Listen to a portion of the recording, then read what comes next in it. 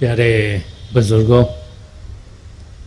माताओं, भाई और बहनों, हम सब जब अपनी ज़िंदगी की ओर देखते हैं तो हम सोचते हैं कि सबसे ज़्यादा दुख दर्द प्रभु ने हमारी झोली में डाल दिया।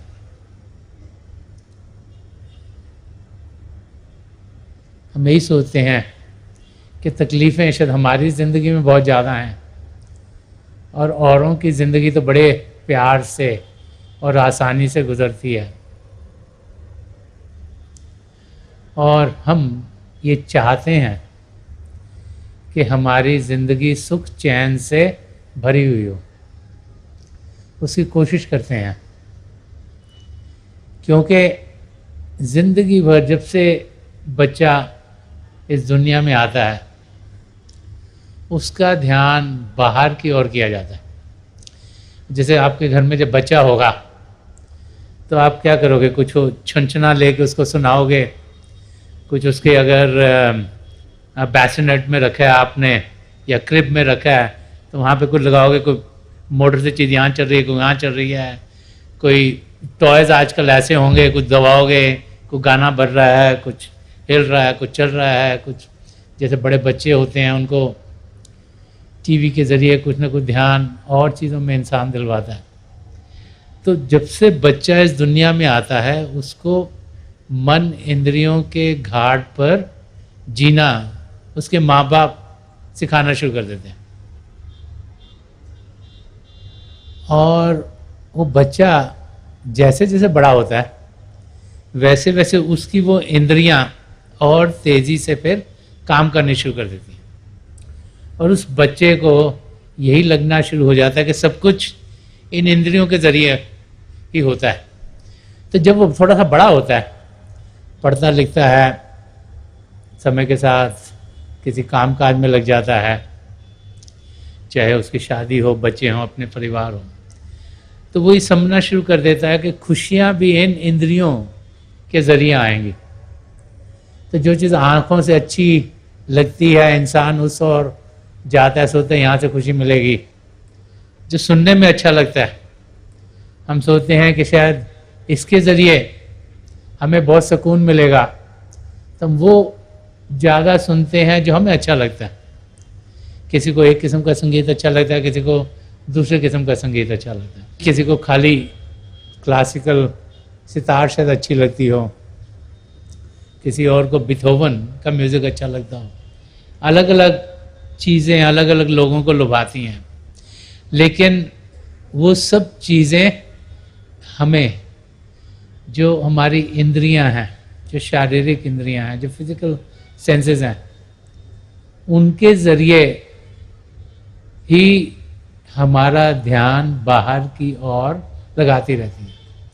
तो हम सोचते हैं कि खुशियाँ से वहाँ से मिलेंगी। बाहर की दुनिया प्रभु के अलग अलग रंगों से रंगी हुई हैं और उनसे जब हम खुशियाँ पाने की कोशिश करते हैं तो हम देखते हैं कि इंसान कभी कुछ यहाँ से लेने की कोशिश करता है, कभी वहाँ से लेने की कोशिश करता है, कि वहाँ से पाने की कोशिश करते हैं, वहाँ से पाने की कोशिश, अलग अलग जगह से हम चाहते हैं, हम सोचते हैं हमें खुशियाँ मिलेंगी,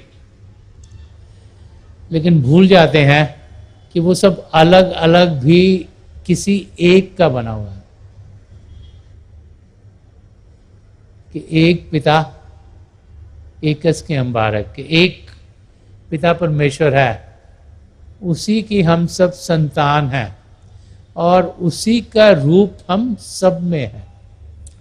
ये समझ कम लोगों को होती है, क्योंकि हम ज़रूर सुनते हैं, पढ़ते हैं, अपने धर्म स्थानों पर जाते हैं तो बार बार यही सुनते हैं, लेकिन यहाँ से सुनते हैं, यहाँ से वो निकल जाता है बाहर। ज़्यादा लोग तो ज़िंदगी इस तरीके से ही गुजारते हैं। तो इंसान को होना कैसा चाहिए? एक वाक़या एक राजा का है। एक राजा था, उसे बड़ा लगता था कि पता लगे कि पुराने ज़माने में लोग क्या करते थे।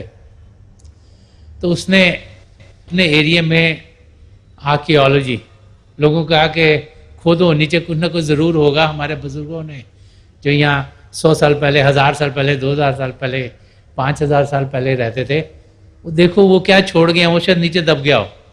तो जब वो खोद रहे थे तो उन्होंने देखा कि 3 सिर मिले। राजा के पास लाए कि ये 3 सर हमें मिले, हमने बड़ा ढूंढा और कुछ मिल नहीं रहा। तो राजा ने कहा अच्छा पता करो कि इन तीनों में से सबसे अक्लमंद कौन था। तो मिनिस्टर ने सोचा हम कैसे पता करें अक्लमंद कौन था, तो मर चुके हैं, तो कोई टेस्ट तो दे नहीं सकते, कोई इंटेलिजेंट का टेस्ट दें, कोई इनको देखें इनको इंग्लिश आती है, हिंदी आती है, जर्मन आती है, क्या आता है, कुछ इनसे पता नहीं कर सकते। वो राजा का हुक्म हुआ कि पता करो कि इन तीनों में से कौन सबसे सियाना था, अक्लमंद था। तो सबने मिलके 2 हफ्ते लगाए, कुछ सोचा कुछ करा। 2 हफ्ते के बाद राजा के पास आया कि हमें पता लग गया कि कौन सा सबसे सियाना था। तो राजा ने कहा मुझे बताओ कौन सा सियाना था। उन्होंने ये पहला जो सिर था उसको रखा, एक तिनका लिया, उसके इस कान से डाला, डालते के वो इस कान में निकल आया।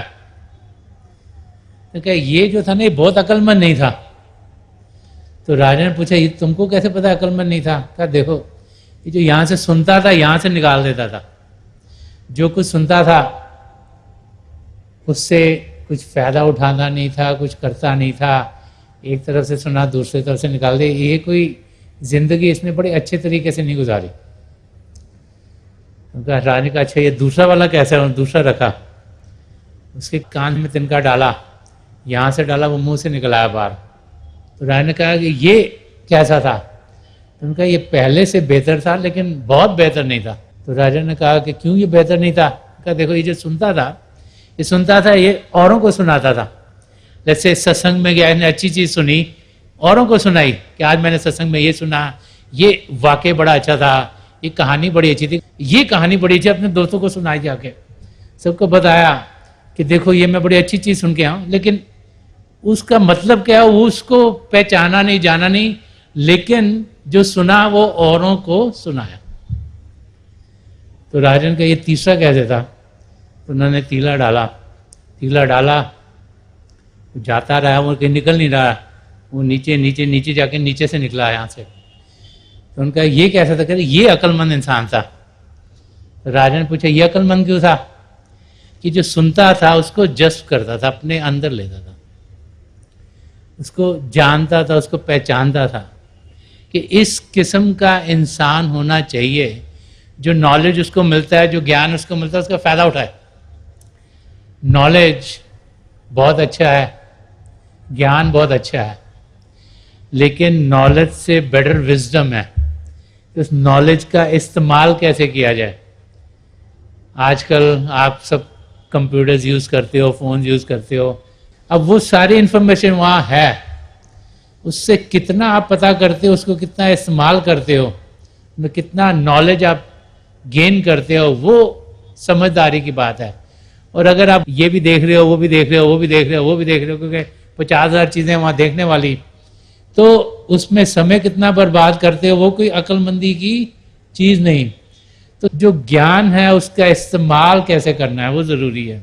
जब हम धर्म ग्रंथों को पढ़ते हैं, जब हमने धर्म स्थानों में जाते हैं और सुनते हैं कि धर्म ग्रंथों में क्या लिखा है, अगर इधर से सुन के आए उधर चले गए, संगीत बड़ा अच्छा लगा, वर्ड बड़े अच्छे लगे, लेकिन कुछ जाना नहीं, पहचाना नहीं, उसको ज़िंदगी में ढाला नहीं, तो उसका कोई खास फायदा हमें नहीं होता। फायदा जरूर होता है उस वक्त, धर्म स्थान पे जाएंगे उसका ही फायदा हो गया, लेकिन ज़्यादा फायदा तब होगा जब उसको हम अपनी जिंदगी में ढालेंगे। जैसी महापुरुष समझा गए हैं हमारी जिंदगी होनी चाहिए, जब हम वैसी जिंदगी बनाते हैं तो सुख चैन की जिंदगी हम जीना शुरू कर देते हैं। तो गुरु अर्जन देव जी महाराज इस शब्द के जरिए समझा रहे हैं कि कैसे इंसान सदा सदा का सुख चैन पा सकते हैं। जब इस शब्द को ध्यान से समझें, फिर उसको अपनी जिंदगी में ढालेंगे, तो हम देखेंगे कि हम सब भी सुख चैन की जिंदगी जीना शुरू कर देंगे। तो सबसे पहली बात क्या कह रहे हैं कि राखा एक हमारा स्वामी। ये जानना कि सारी सृष्टि एक ही पिता परमेश्वर की बनी हुई है, उसे ईश्वर कहें, अल्लाह कहें, वाहिगुरु कहें, गॉड कहें, यहोवा कहें, कि उसी ने सब कुछ रचा है और उसी में हम ध्यान दें, उसी की पूजा करें, उसी की लगन हो, उसी से मिलने की आशा हो इंसान के अंदर, उसी को जाने, उसी को पहचाने, तभी हम अपने लिए सब कुछ पा लेंगे। महापुरुष हमें समझाते हैं कि हम जाने कि सबके सब एक ही पिता परमेश्वर की देन है और ध्यान उसकी ओर हो कि राखा एक हमारा स्वामी, कि रखवाला हमारा एक ही है, वही है जो हमारा रखवाला है, वही, उसी की ओर ध्यान देंगे तो हमें सब कुछ मिलेगा। और सोचेंगे कि यहां से भी कुछ पालें, यहां से कुछ और पालें, यहां से कुछ और पालें, यहां से कुछ और पालें, ये चीज हमको ज्यादा अच्छी लग रही है, ये हमारे लिए बेहतर होगी, तो हम कुछ पा नहीं सकेंगे। वो इंसान जिसके पैर अलग अलग बेड़ियों में होते हैं वो कभी भी आगे बढ़ नहीं सकता। तो सबसे पहले तो ये समझ आना कि एक ही हमारा रखवाला है, एक ही कर्ता पुरख है, एक ही पिता परमेश्वर है जिसकी रजा में सब कुछ होता है और वही हमारा रखवाला है, वो हमारी प्रोटेक्शन करता है। कबीर साहब ने भी कुछ ऐसे फरमाया कि अव्वल अल्लाह नूर उपाया, कुदरत के सब बंदे, एक नूर ते सब जग उपजा, कौन भले कौन बंदे। कि सबसे पहले परमात्मा, तो उसको अल्लाह कहें, वाहिगुरु कहें, गॉड कहें, जो जिस नाम से मर्जी पुकारें, उनसे नूर उत्पन्न हुआ। नूर क्या नाम है, शब्द है, light and sound of God, ज्योति और श्रुति, वो सत्ता जिससे सारी सृष्टि रची गई और उससे ही सारी सृष्टि रची गई है।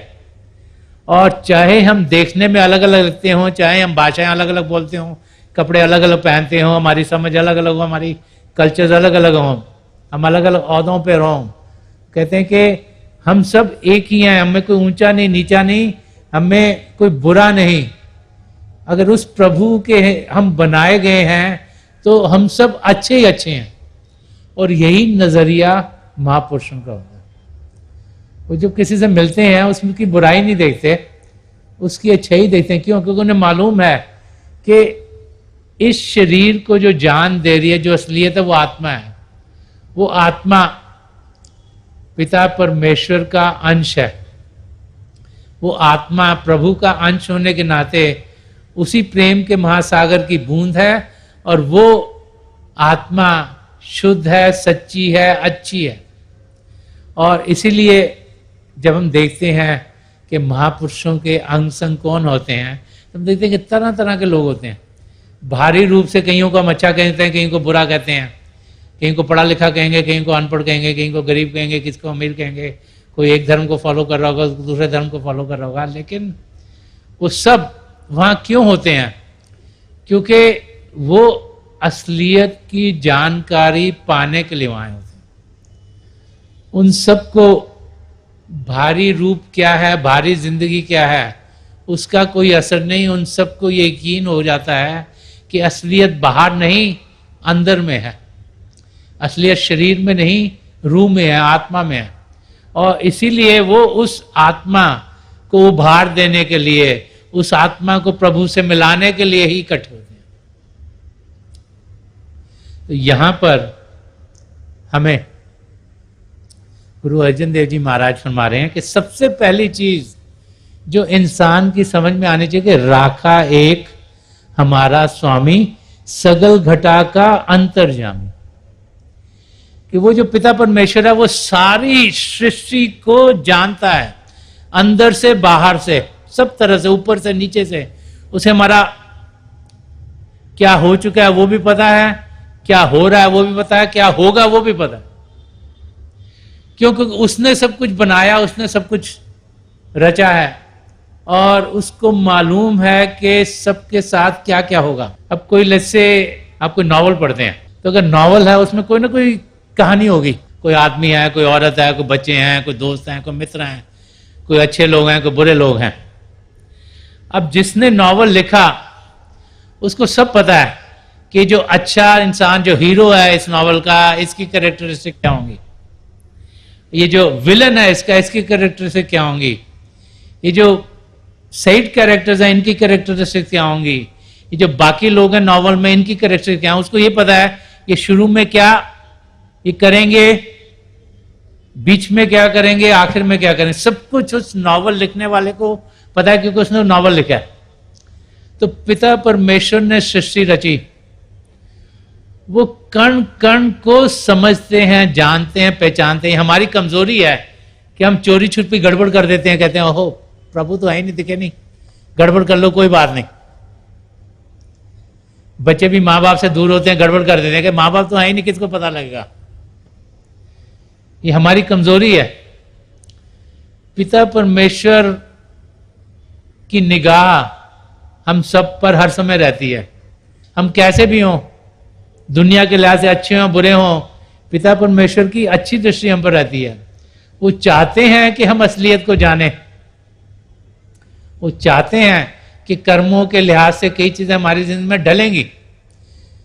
जो हमारे प्रलब्ध कर्म हैं, जो पहले से आ रहे हैं, जो 75% हमारी जिंदगी में ढलते हैं, उनका हमें मालूम नहीं वो क्यों आ रहे हैं, पर वो पिछली जिंदगियों करके आ रहे हैं, तो वो हमारी जिंदगी में ढलेंगे। हम समझ नहीं पाते, लेकिन पिता परमेश्वर तो जानते कि वो होंगे।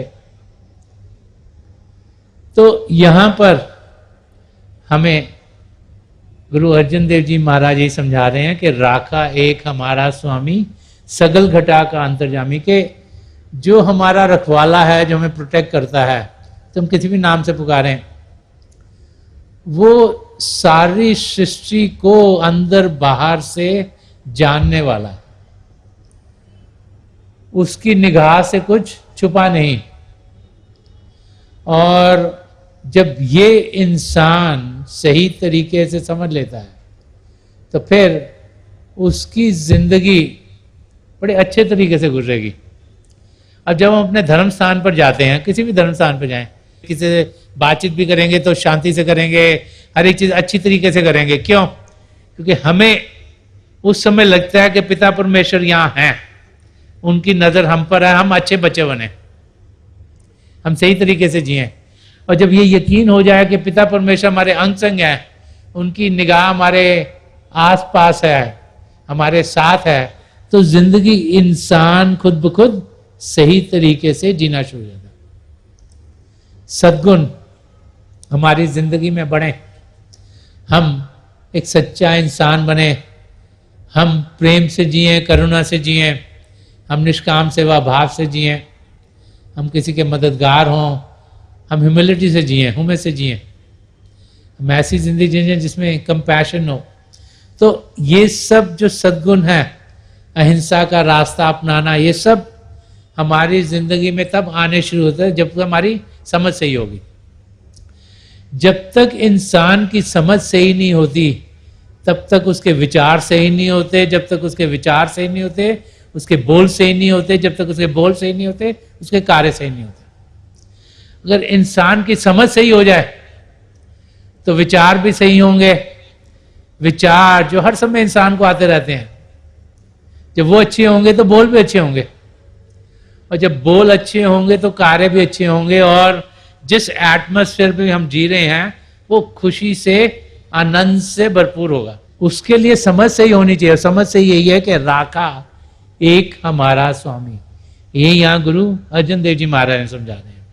तो फरमाने के घर सुख वसया, बाहर सुख पाया, कि हमारे अंदर वो सुख बस रहा है, और जब उस सुख का हम अनुभव करते हैं तो बाहर भी सुख पाते हैं।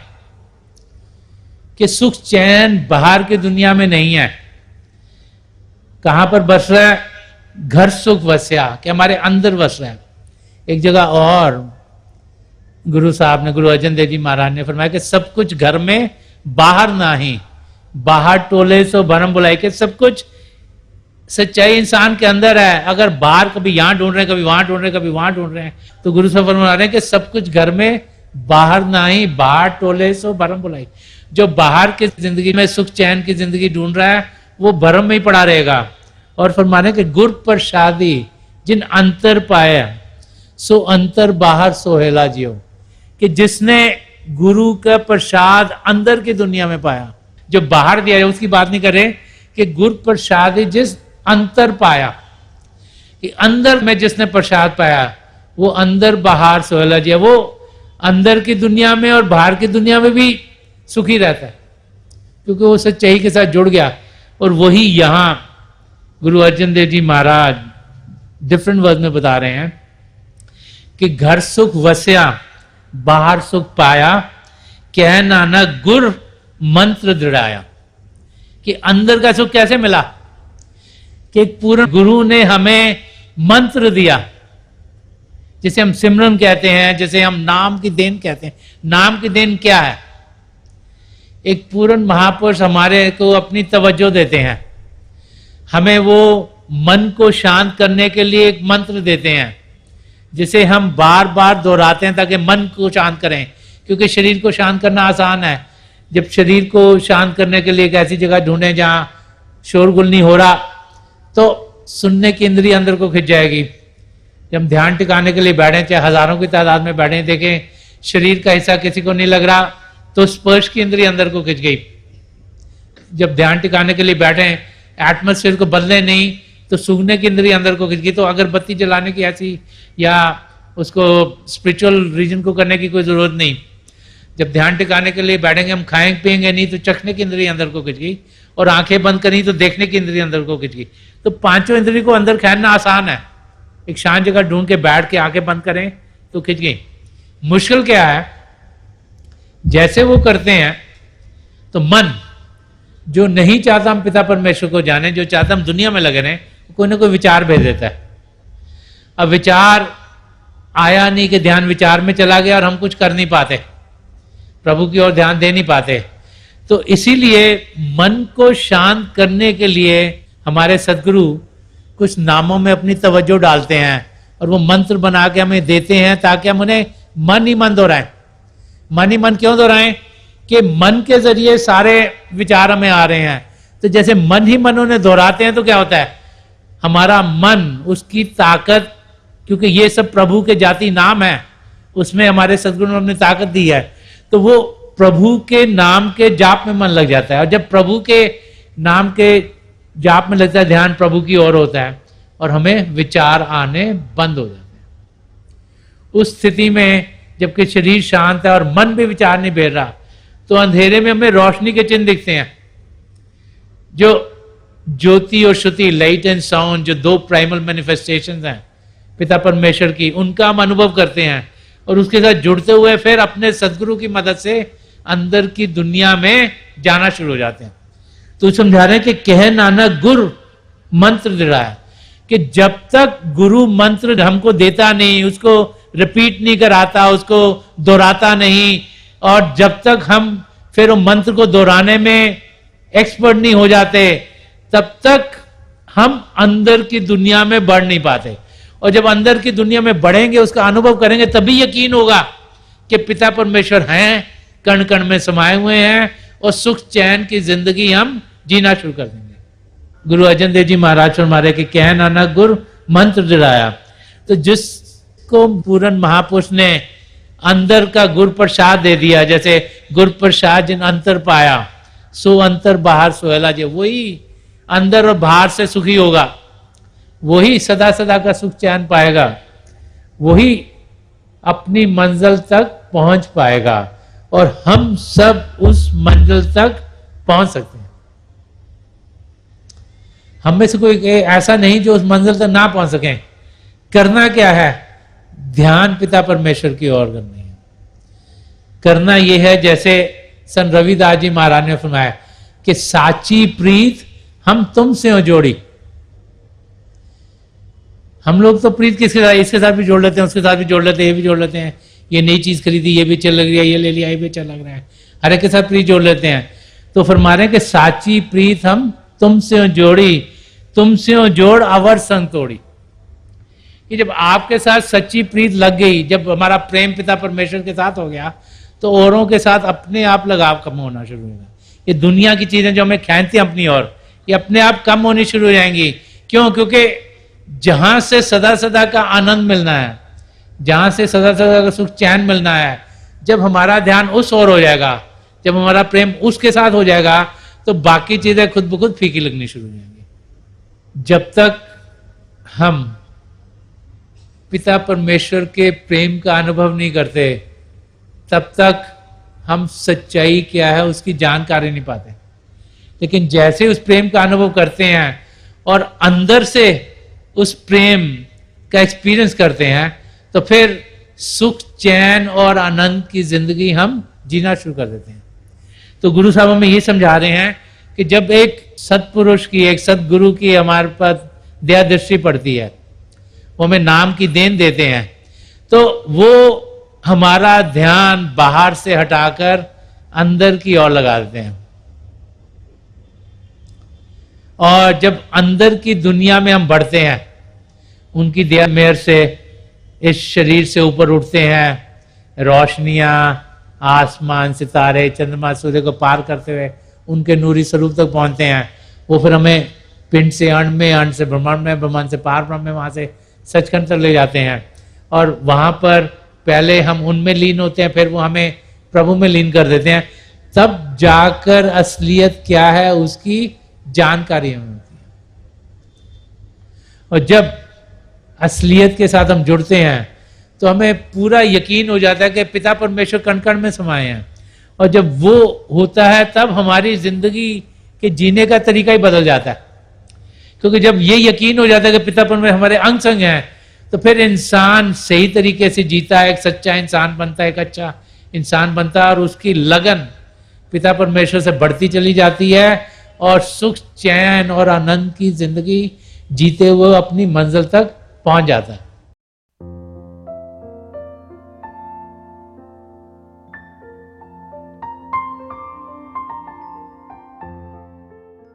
तो थोड़ी देर के लिए आप सब अभ्यास के लिए बैठ जाइएगा। आप जहाँ भी बैठे आराम से बैठिएगा, अपनी आंखें बंद कर लीजिएगा। ये जो आंखों के डेले हैं, ये सीधे 8-10 इंच आपके सामने फोकस हो। आंखें बंद करते ही वो भाई बहन जिन्हें नाम की देन मिली, आप सिमरन कीजिएगा। और जो भाई बहन यहाँ नए हैं, आप पिता परमेश्वर के किसी भी जाति नाम का जाप कीजिएगा। जाप मन ही मन करना, ऊंचा नहीं दोहराना। अगर आप ऊंचा करोगे, ज़बान से करोगे, कानों को सुनाई देगा, ध्यान बाहर की ओर जाएगा। आपके सामने अंधेरे में आपको रोशनी के चिन्ह मिलेंगे। जो कुछ दिखता है उसे बीच में दिखेगा, और समय के साथ साथ आपको बहुत से नज़ारे दिखने को मिलेंगे।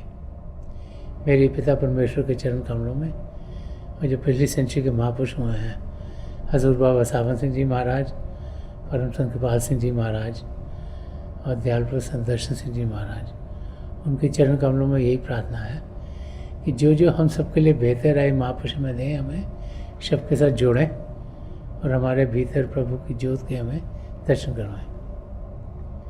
थोड़ी देर में मैं आपको इस बैठक से उठाऊंगा, और मेरी शुभकामना आप सबके साथ है।